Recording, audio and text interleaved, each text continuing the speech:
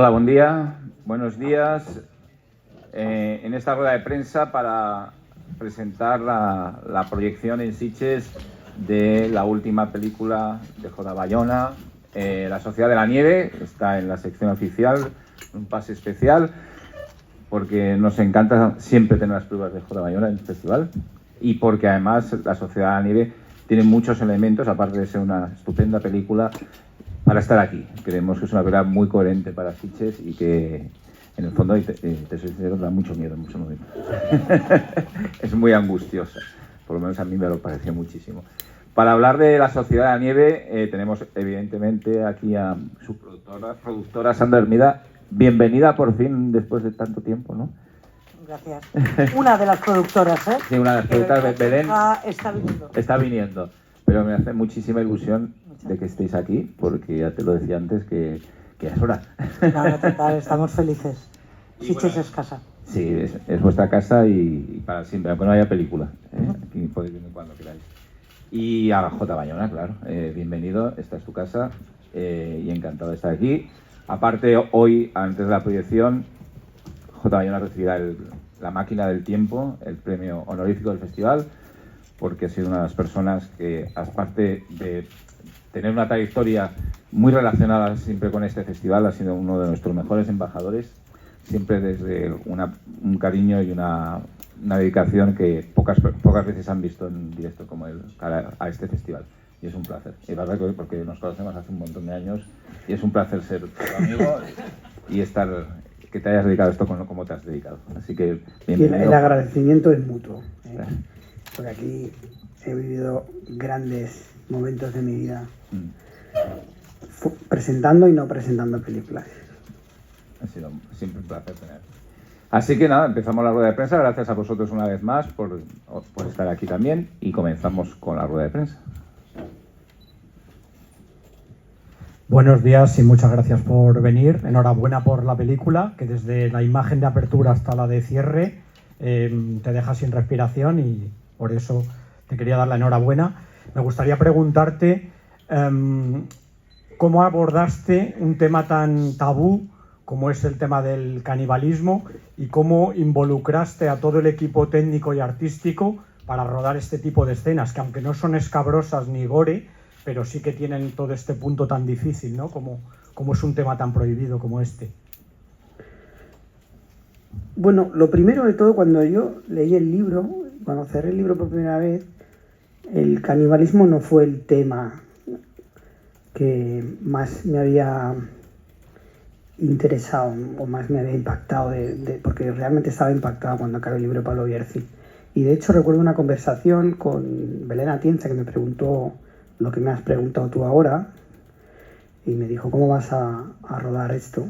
Y tardé un par de segundos en entender a qué se refería con esto, porque no era el tema que más me impactó.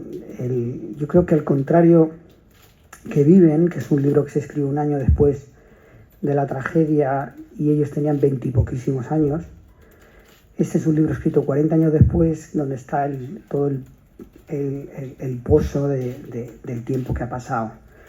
Y hay una esfera que tiene que ver algo más con incluso lo filosófico, ¿no? Hay algo como filosófico, espiritual, por supuesto psicológico. Y eso es lo que a mí me impacta del libro, ¿no? Lo grande que es esta historia, en todos los sentidos. Y cuando empezamos a rodar la película, es verdad que el acercamiento que tuvimos en el rodaje fue casi como el de rodar un documental, porque pasamos por todos los días, todos los grandes momentos, los momentos significativos en la historia, y la intención siempre fue no dulcificar la historia. Entonces se rodó todo.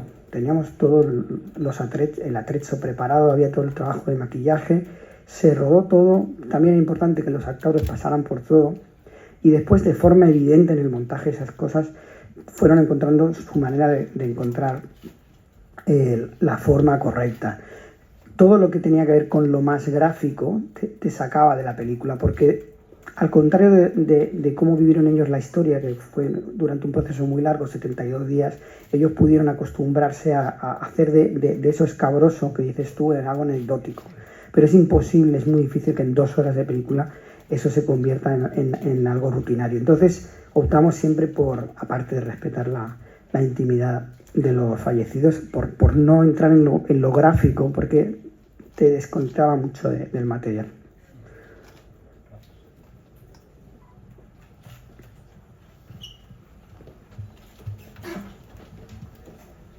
Hola, què tal? Maria Cusó, RAC1. Ara deies, quan et presentava l'Àngel, no? Que aquí has viscut algun dels millors moments de la teva vida i, per tant, el fet de que guanyes avui, que et donin aquest màquina del temps, una mica que ens expliquis què significa i, sobretot, per estar aquí a Sitges.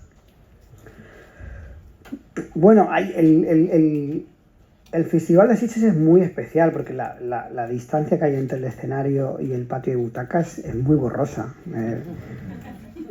Es muy fácil ver a directores a los que admiras sentados en el patio de butacas viendo películas, y también se ha dado esa cosa tan extraña de que muchos que estábamos en el patio de butacas, empezando, el primero fue Jaume Balagueró, hemos pasado a presentar películas de una manera normal. Entonces me siento un poquito pues como el día que presenté mi primera película, ¿no? Que yo he visto muchas personas, muchos directores a los que admiro recibir la máquina del tiempo, y ahora estoy yo ahí arriba recibiendo una. Entonces se me hace por un lado muy extraño, pero por otro lado me hace muchísima ilusión ser uno de esos nombres.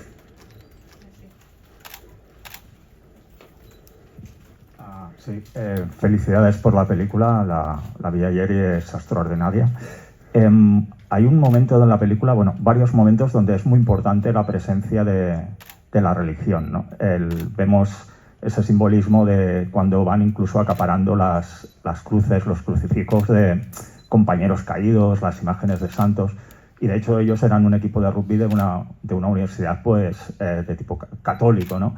Pero un poco podría ser, por lo que pudisteis hablar con los personajes, ¿no? Las conversaciones que tuvisteis con ellos, después de ese momento iniciático, que ya han pasado muchos años, ¿no? que lo han podido reflexionar mejor, yo creo que al menos en la película se refleja muchas veces que hay como un proceso de reconversión, ¿no? El hecho de que, por mucho que son católicos, si no, como le pasó a Darwin, que Darwin se tuvo que reconvertir a ateo para poder escribir El origen de las especies, y ellos lo mismo no podrían haber comido la carne de sus compañeros si no hubiesen dejado un poco esas creencias aparte, ¿no? Hay un momento mágico en el que, por ejemplo, la madre de uno de ellos le dice, ha sido un milagro, ¿no? Y ellos le responden, no, eso no ha sido un milagro, ha sido otra cosa. O cuando están hablando no estoy hablando del Dios que tú crees, sino yo ahora creo que Dios es el que escoge qué cadáveres vamos a descuartizar, qué cadáveres nos vamos a comer, cómo lo hacen para que no sepamos a quién nos estamos comiendo.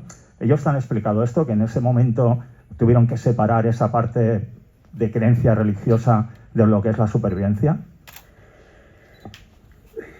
Mira, una de las cosas difíciles, de las muchas que tenía la historia, era que ellos eran 16 supervivientes. Luego tienes que añadirle los personajes que se quedaron en la montaña. Entonces realmente es muy difícil hablar de ellos porque ese sujeto como tal no existe.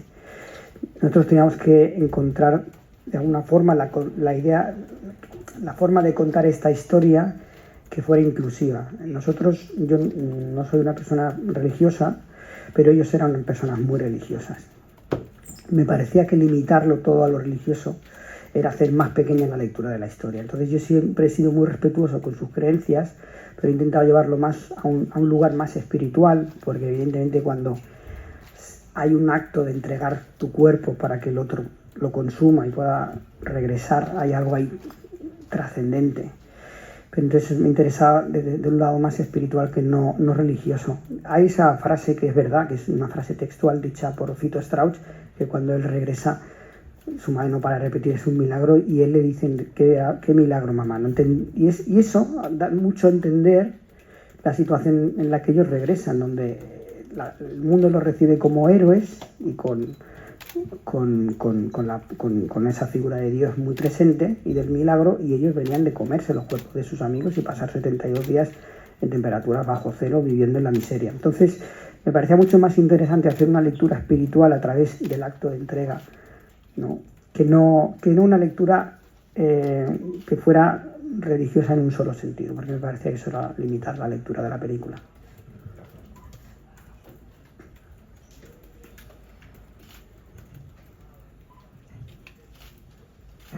Sí, hola.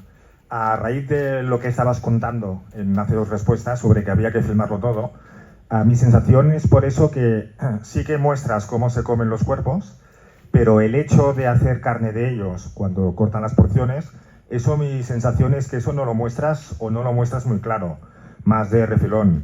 No sé si lo eliminaste o fue consciente. La parte de las porciones, ¿quieres decir? El hecho de cortar los cadáveres para hacer carne, pues a partir de los cuerpos. Sí, hay una voz en off que lo explica, ¿no? Se cortan Lo muestras como desde el avión, ¿no? Desde la perspectiva de los personajes que ven en ese momento, como sus compañeros lo están haciendo, pero de espaldas.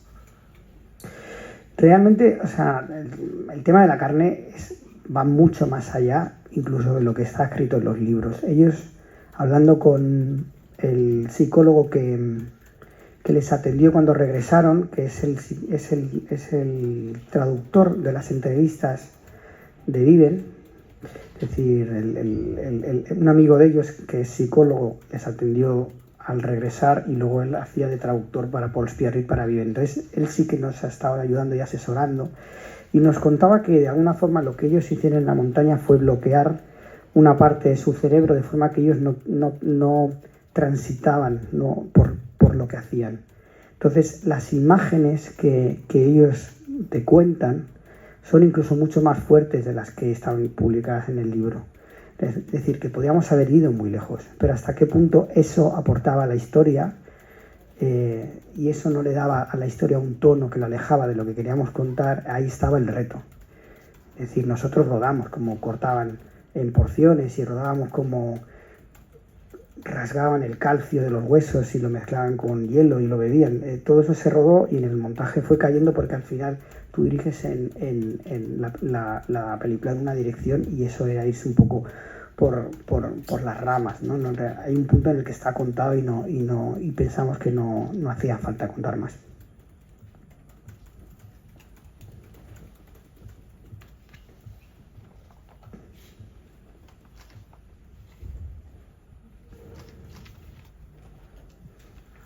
Hola, buenos días. Ahí la parte inicial, ¿no? la parte del accidente de avión es muy espectacular y yo quería preguntar si nos podías explicar alguna cosa de cómo lo grabasteis, porque realmente es sorprendente de ver.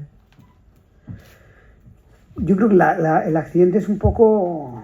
yo creo que Sandra puede hablar desde el punto de vista de producción. A nivel conceptual nos propusimos huir de la palabra espectacular, no buscábamos espectacularidad, aunque evidentemente un accidente de avión pues tiene un componente de espectacularidad asociado que es inevitable, pero lo que buscamos es sobre todo la experiencia inmersiva, de estar allí dentro con ellos, sabiendo lo mismo que saben ellos, que era poco. De golpe se encontraron rodeados de montañas blancas, no sabían lo que pasaba y antes de darse cuenta ya se estaban estrellando contra la montaña. Es decir, que buscábamos esa inmediatez por un lado, esa sensación de estar con ellos sabiendo exactamente lo mismo que saben ellos, y luego buscábamos también algo muy físico, ¿no? Que era eso en el momento más duro del choque, que es el impacto final, donde los asientos se salieron de su posición y atraparon a todo el mundo como un acordeón. Esa parte más física, porque sí que tenía que doler. Había una frase que decía uno de ellos que decía: aprendimos a palazos. No fue un aprendizaje gradual, fue en cuestión de un segundo. Estábamos en un lugar diferente a donde estábamos cuando subimos a ese avión. Y ahí hay algo que se ha llevado a lo físico. Bueno, sí, efectivamente yo creo que la palabra es inmersivo, ¿no?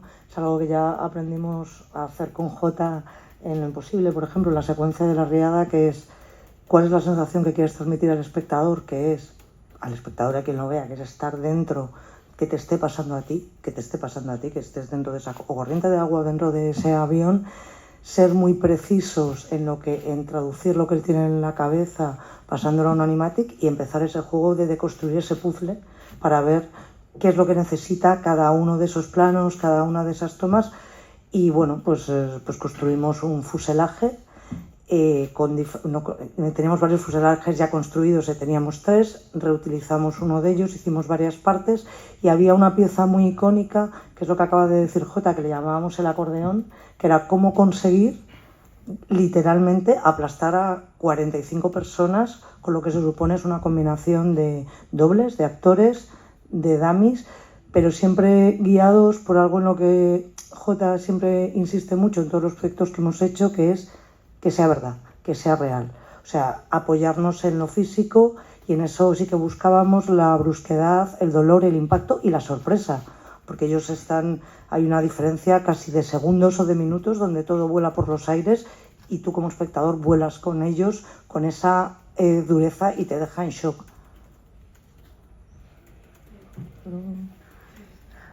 Bueno, claro, justo mencionas lo imposible. Lo imposible estaba pensada, pues entiendo que para una sala de cine, y esta se puede ver también en pantalla pequeña. ¿Qué cambios hay a la hora de producir? ¿Qué pensáis? ¿Cómo consigo que sea inmersivo cuando igual lo veo en un dispositivo que es pequeño? Pensamos en cine, ¿no? Yo nunca he hecho nada pensado para la pequeña pantalla, incluso cuando he trabajado para la pequeña pantalla. Cuando hicimos El Señor de los Anillos, lo primero que marqué fue un aspect ratio CinemaScope, porque era la manera con la que se contaba mejor el paisaje.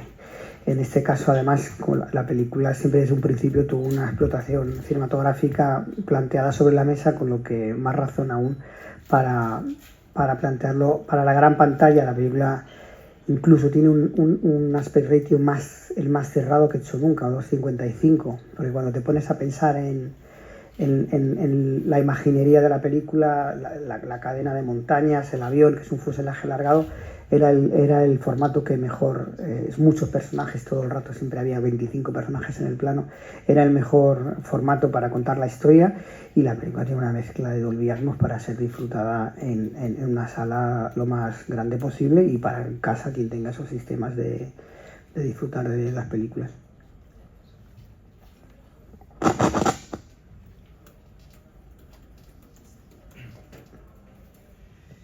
Hola, lo primero, felicitarte por la película. Es una película, bueno, yo la pude ver en Donosti, la disfruté muchísimo. Quería preguntarte por el trabajo de la composición de la banda sonora con Michael Giacchino. Que explicases un poco cuál fue la aproximación. Es verdad que la música creo que estaba siempre bastante presente, pero que creo que está muy elegido dónde suena y cómo suena, sobre todo también teniendo en cuenta ese tema final mucho más grandilocuente que en el resto de la película. Era un poco... A ver si puedes explicar cómo fue el trabajo ese.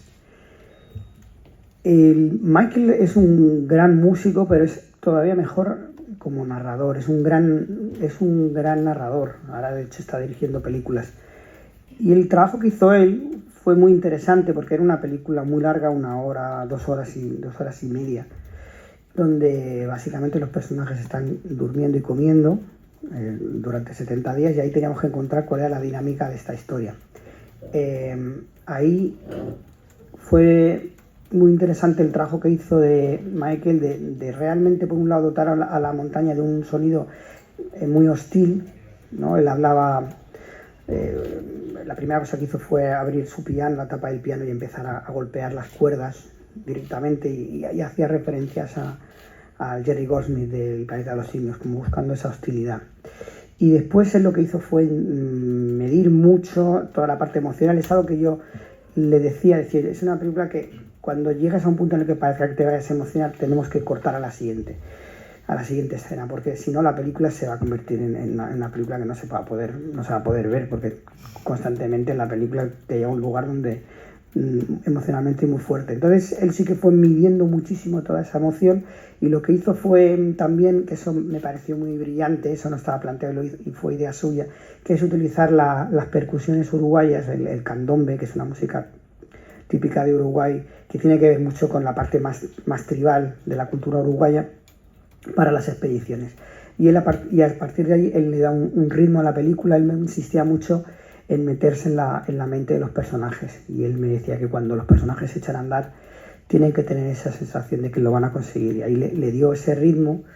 Y al final lo que hace la música cuando llega el rescate es acompañar emocionalmente a los personajes. Nosotros nos hicimos la misma pregunta que te haces tú, y probamos incluso una versión de ese final sin música, y de golpe parecía una más impostada que no el hecho de que tuviera música. Cuando le quitabas la música, el director estaba por encima de los personajes. Había una mirada desde fuera Entonces seguimos un poco la intuición que tenía Michael y ahí es donde realmente la película sí que se siente más emocionalmente donde están los personajes. Hola, quería preguntar dos cositas. Primero, si en cuanto al casting, si ha habido algún problema, no son actores igual muy conocidos y yo creo que es una producción cara, si Netflix ha puesto alguna pega. Y segundo, ¿qué te parece o si has influido en el hecho de que Netflix la vaya a estrenar en salas de cine en diciembre durante un mes?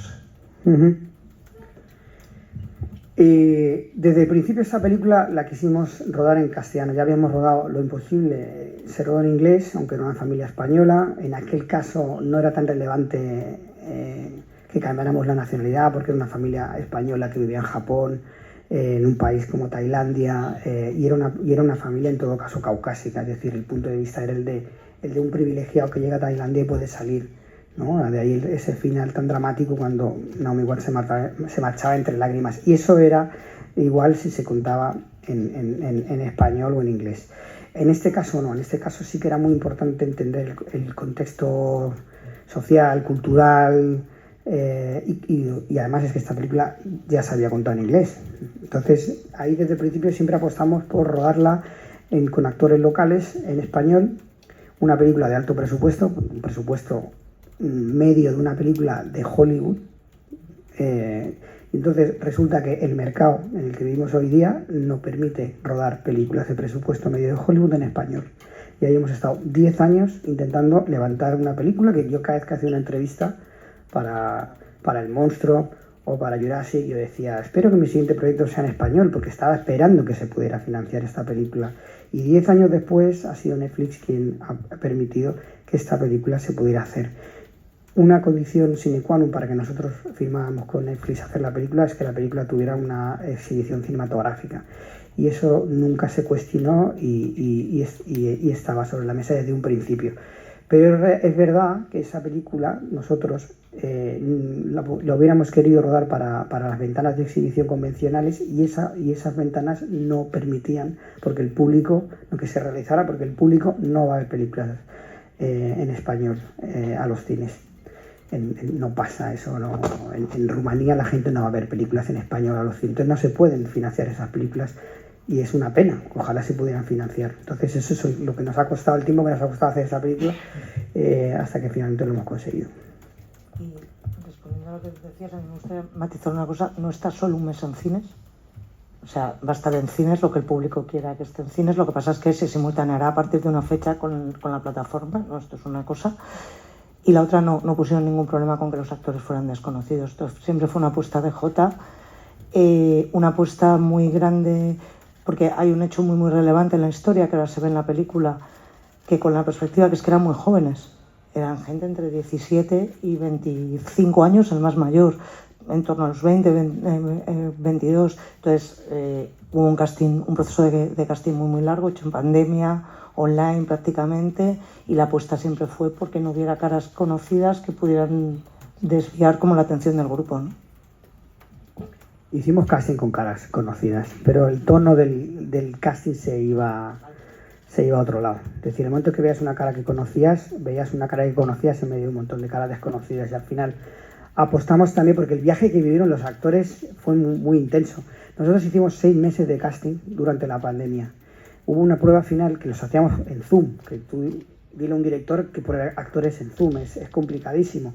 La fase final de casting se hizo en Uruguay, pero los actores para ir desde Argentina hasta Uruguay tuvieron que hacer, eso está sobre que organizar los viajes, una semana de cuarentena antes de hacerlo el casting, hacer el casting en Uruguay y volver otra vez a Buenos Aires haciendo otra semana de cuarentena. Es decir, que los chavales para hacer el casting ya se tiraron 20 días aislados ellos en un hotel. Entonces ya, imagínate, chavales de 20 y pocos años juntos 20 días en un hotel, pues ya el grupo que se formó solo en la primera fase, después súmale los 2 meses de ensayo más los 100 y pico días de rodaje. Entonces esa era una parte fundamental, que se creara ese vínculo que luego se ve en la pantalla, ¿no? Es extraordinario cómo los actores se tocan, se miran, se ven, ¿no? Que eso es tan difícil de conseguir con la cámara, a no ser que pases tiempo, ¿no? Con los actores.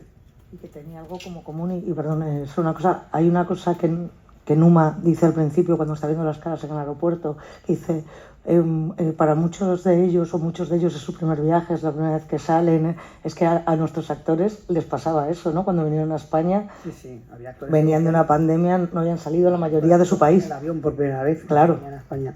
Que veían la nieve por primera vez, eso casi todos.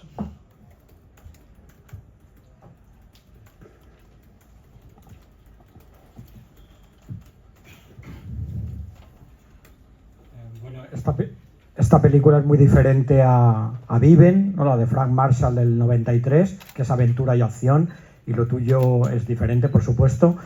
Pero quería preguntarte si también viste aquella versión de René Cardona, la mexicana, creo que fue 4 años después del accidente, del 76, que a mí cuando la vi de muy pequeño me dejó impactado por las escenas, ¿no? Y quería saber si de algún modo influyó en ti también el hecho de ver esta película.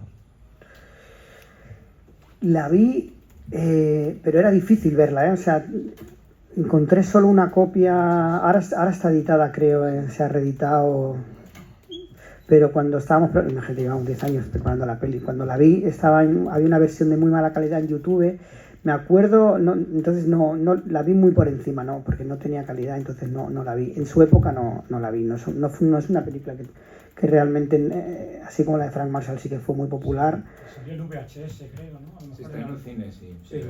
Pero se hizo el año siguiente al accidente. Imagínate, o sea, con qué poca distancia contar lo que sucedió. Y luego en una película que también estaba entrada de pleno muchas veces en lo que era el exploit, ¿no? La explotación, ¿no?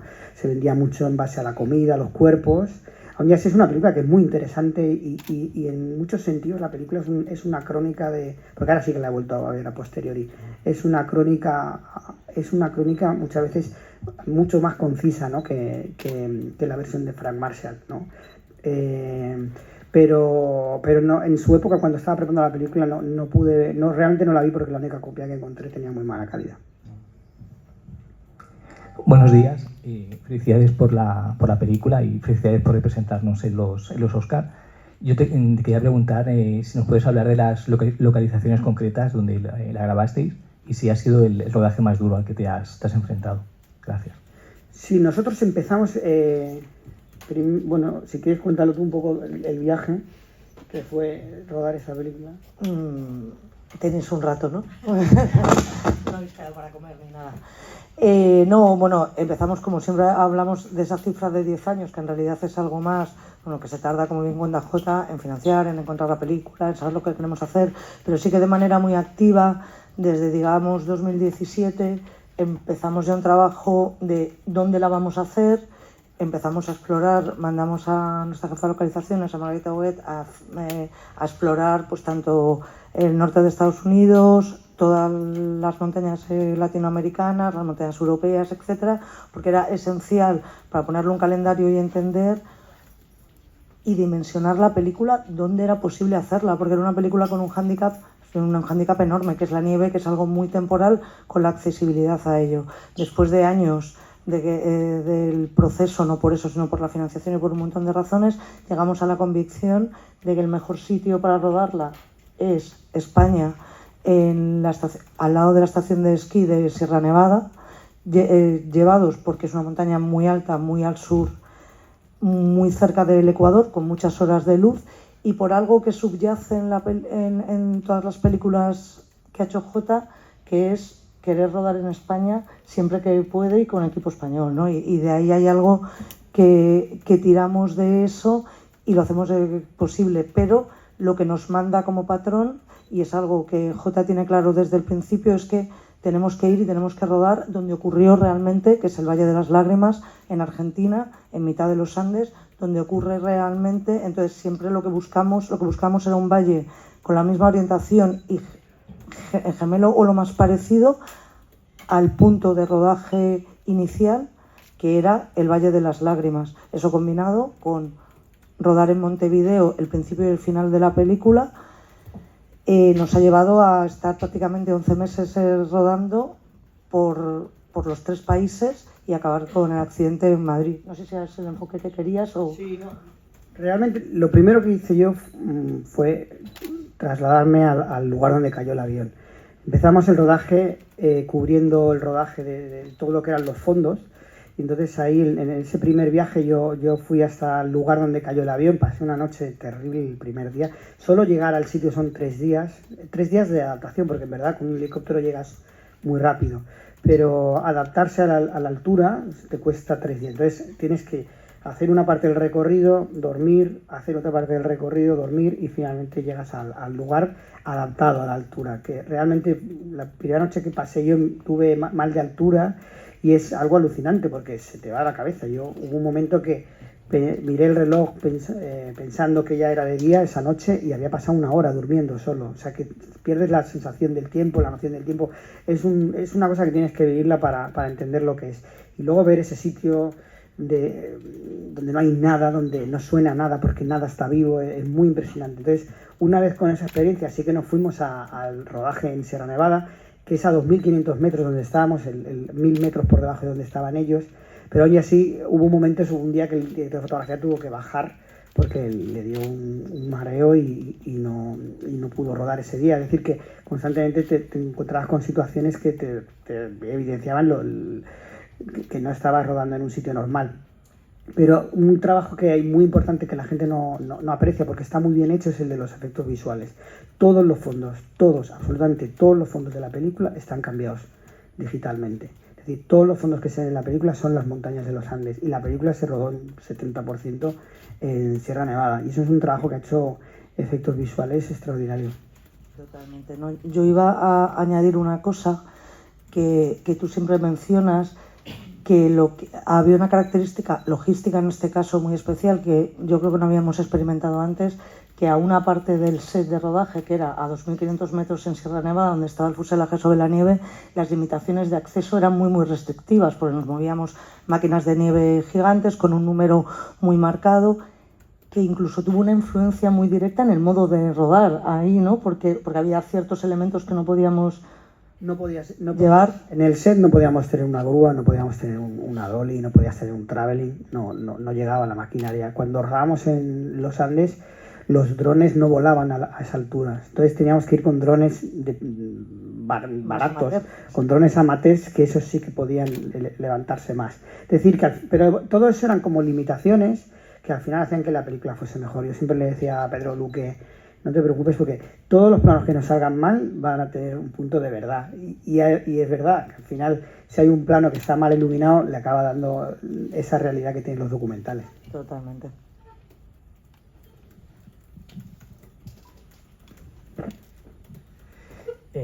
Igual esta pregunta ya se sabe, pero bueno, yo no la recuerdo. Está la película rodada en digital, pero luego se convirtió para que tuviese ese look analógico.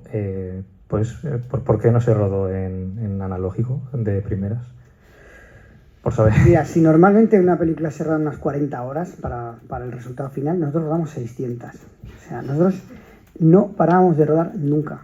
Estábamos constantemente rodando. Porque teníamos un plantel de actores muy joven, pasando constantemente por situaciones parecidas a las que pasaban los protagonistas, pasaban hambre, pasaban frío, y luego que no tenían la experiencia de actores con una filmografía más larga. Ellos habían hecho 1 o 2 películas y que más. Entonces, constantemente rodábamos sin parar, con muchas veces 2 o 3 cámaras a la vez.